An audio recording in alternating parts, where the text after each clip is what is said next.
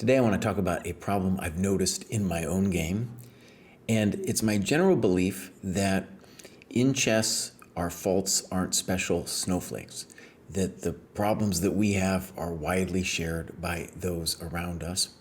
And so I'm going to try to discuss this really interesting thing of, do we trust our opponents? I'm going to give some examples, talk through it a little bit from like easier examples to harder, and then maybe talk a little bit about what the broader human psychology is behind it.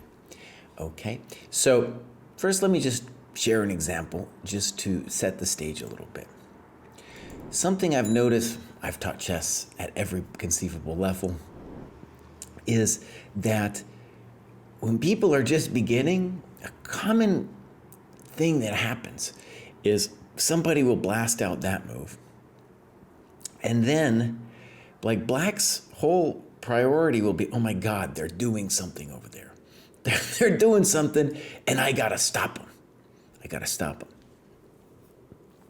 Now, this is a crude example, but what we see from like the very beginner level that this is, up through the ranks, is that that happens all the time.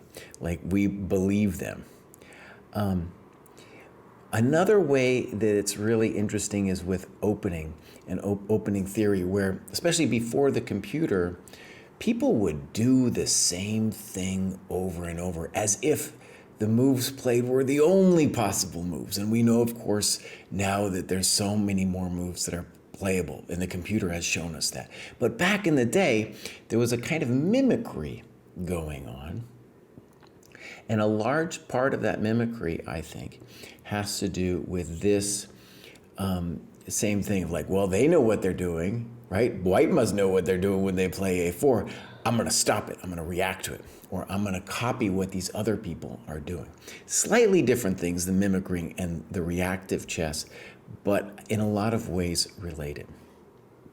I'm going to talk a little bit more about mimicry at the end. All right, now next two examples from my own play. And this first one was, actually I'm going to start with this one.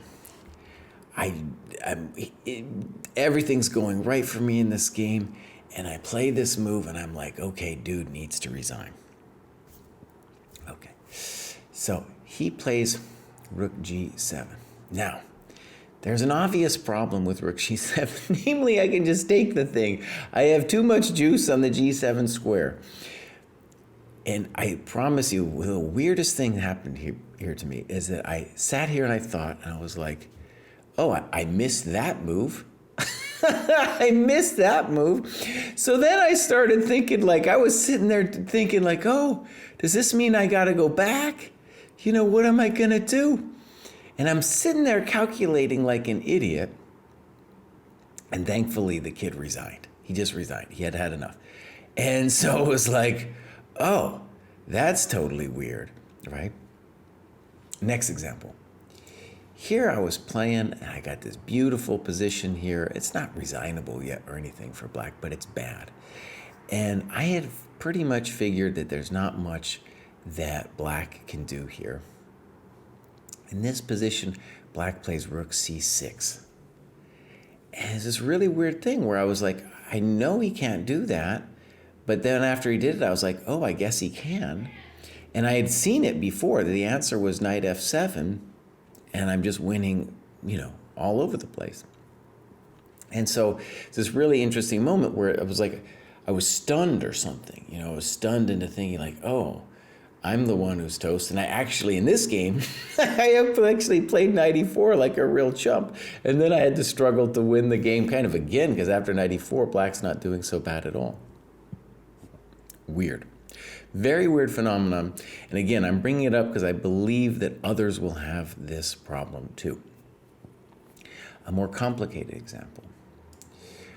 Here, it's a very interesting game. I played against this GM, Chinese GM Zhu, who was like 26, something, very high up there.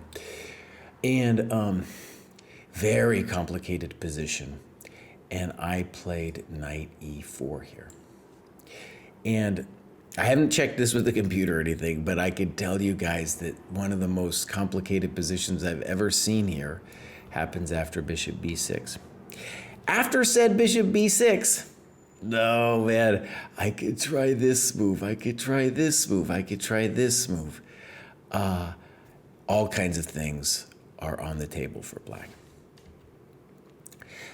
In the game, white trusted me and played king g1, and then I can play b5, and I'm just beautiful position.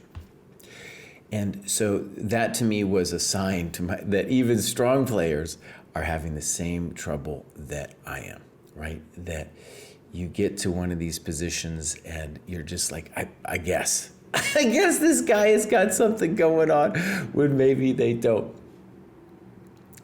One way I would like to relate this to the broader human experience is it makes me think of fashion, where you've got somebody putting on something ridiculous looking, and then it's like you trust them to a certain extent, especially if they're kind of higher up in the hierarchy, right? You trust them, and then you're like, oh, well, that must look good, right? And then a whole evolution of memes happen, and that's, I use the word meme because obviously that expands our view out from just things of fashion, right? Now, GMs will often talk about lower rated players playing reactive chess, and that would be in the example I showed the first, right, with a4, a5.